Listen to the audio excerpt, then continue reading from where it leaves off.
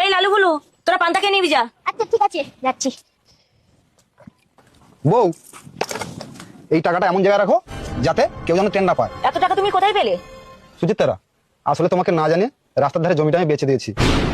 এসব কি অলক্ষণে কথাবার্তা বলছো? তোমার কি মাথাটা খারাপ হয়ে গেছে? ওটাই তো আমাদের শেষ সম্বল ছিল। আরে সুচিত্রা, এসব কি বলছো তুমি?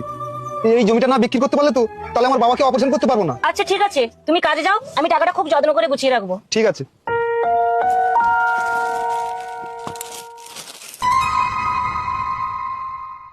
এর ভেতরে টাকাটা রেখে দিই, কেউ টের পাবে না। এই চুল আছে চুল, এই চুল আছে চুল। ও চিলবাড়ি দাঁড়াও, চুল আছে। ভাই ভাই ভাই, কই রে চুল কই? নাও চুল।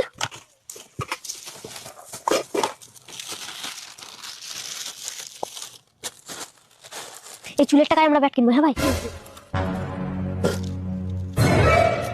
আল্লাহ, এত টাকা! এত টাকা তো হাতছাড়া করলে কি চলবে। হলো ব্যাপারি, চুলে কত টাকা হলো দাও? আরে তোদের তো এই কটা চুলে 100 টাকা হয়েছে রে। কি দাদা, 100 টাকায় আমাদের ব্যাট হবে না তোরে? ও ব্যাপারি, 500 টাকা না হলে আমরা চুল দেবো না, চুল দাও। চুলগুলো দিয়ে দিলে তো টাকাগুলো হাতছাড়া হয়ে যাবে। আচ্ছা তোদেরকে 500 টাকা দিচ্ছি, দাঁড়া। এনে 500।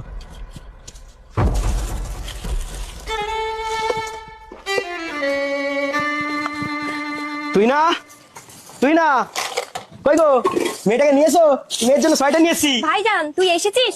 আরে তুই, তোর ভাবি কই? ভাইজান তোর মেয়ের হঠাৎ করে খুব শরীর খারাপ হয়েছে, তাই ভাবি হসপিটালে নিয়ে গেছে।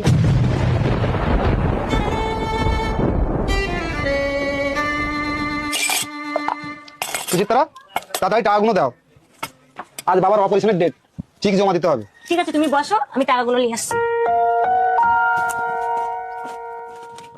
কি ব্যাপার, চুলের পেপারটা কোথায় গেল? আমি তো চুলের পেপারটার ভেতরেই টাকাটা রেখেছিলাম।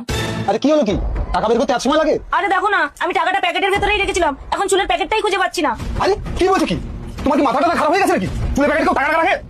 আচ্ছা দাঁড়াও, লালু বলু, কি হয়েছে মা? এই এখানে চুলের প্যাকেটটা রেখেছিলাম, চুলের প্যাকেটটা কোথায় গেল রে?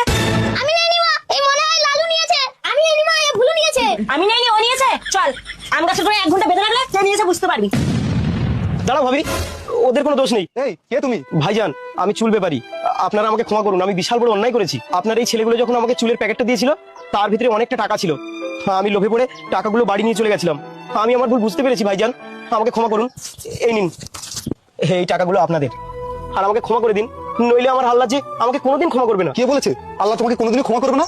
তোমার মতন ভালো মানুষ আল্লাহ বানিয়েছে বলে আজকে আমার বাবার চিকিৎসা হবে। বন্ধুরা, এই পৃথিবীতে চিরকাল কোনো মানুষের অস্তিত্ব থাকে না, অস্তিত্ব থাকে কেবল মানুষের সৎকর্মের। তাই সৎ পথে চলুন। ধন্যবাদ।